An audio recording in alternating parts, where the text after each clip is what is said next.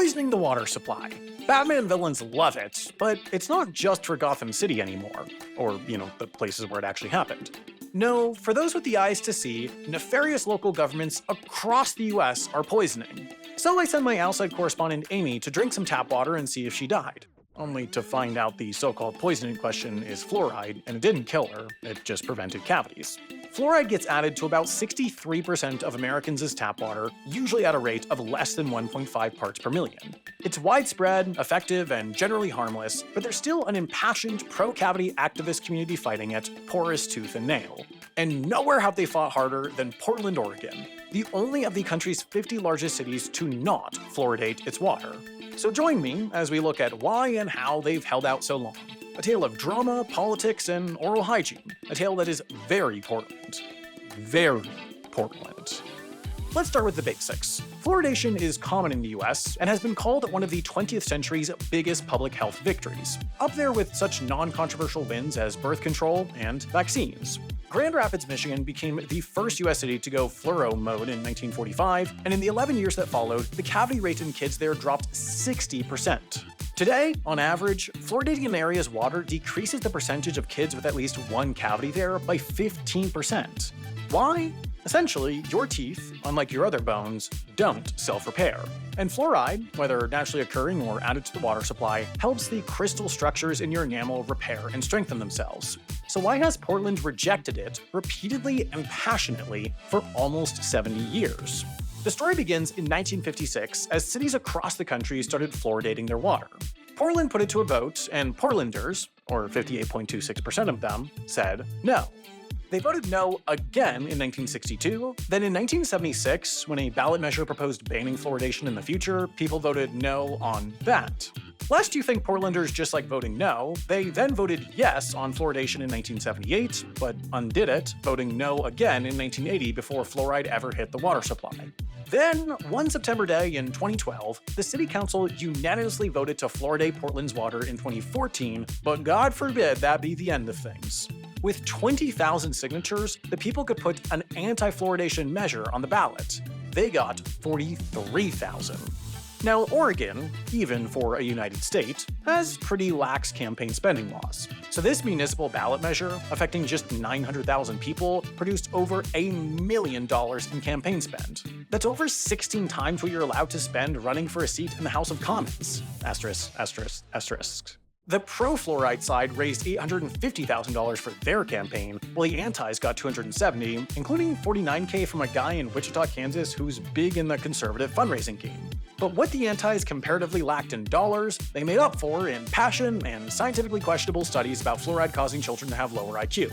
Now, to be clear, fluoride does have documented health risks: nausea, tooth discoloration, something called skeletal fluorosis, and more. But that's all at concentrations far above what governments are putting in their water. As for the IQ thing, it hasn't been proven, but it's enough to freak people out.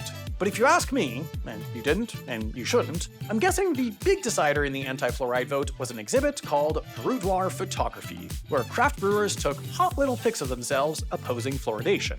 Now, despite some risky searches, I couldn't find the actual pictures, but I've asked my editors to do their best with that description.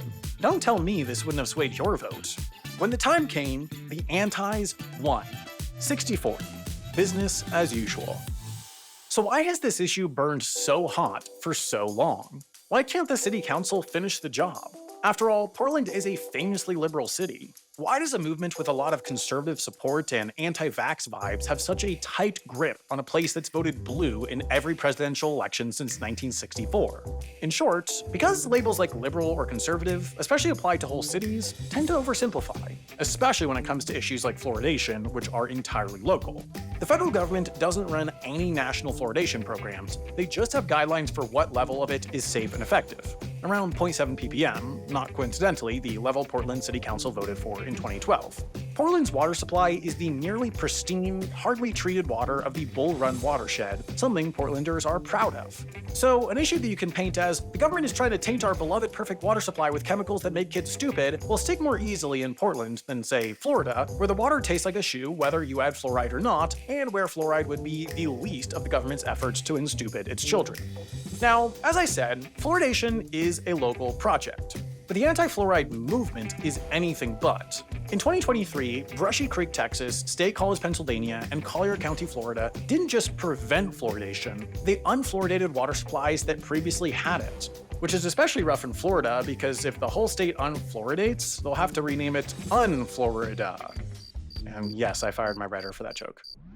Today, the future of fluoride rests on the shoulders of one man in California, the federal judge in a case called Food and Water Watch et al. The United States Environmental Protection Agency et al., or FAWESPA.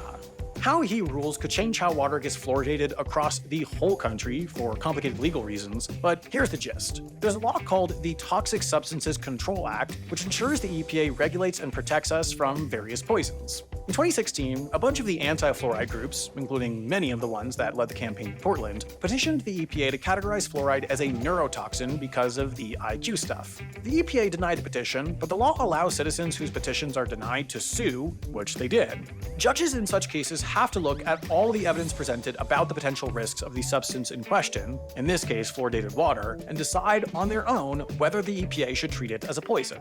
The trial happened in early 2024, and we're still waiting on a ruling. Fun fact, any benefits of fluoridated water are outside the scope of the case and will not impact the judge's decision. And if you're thinking, hold up, isn't looking at the science and deciding what's a poison the EPA's job? Yes, but that doesn't matter here for two reasons.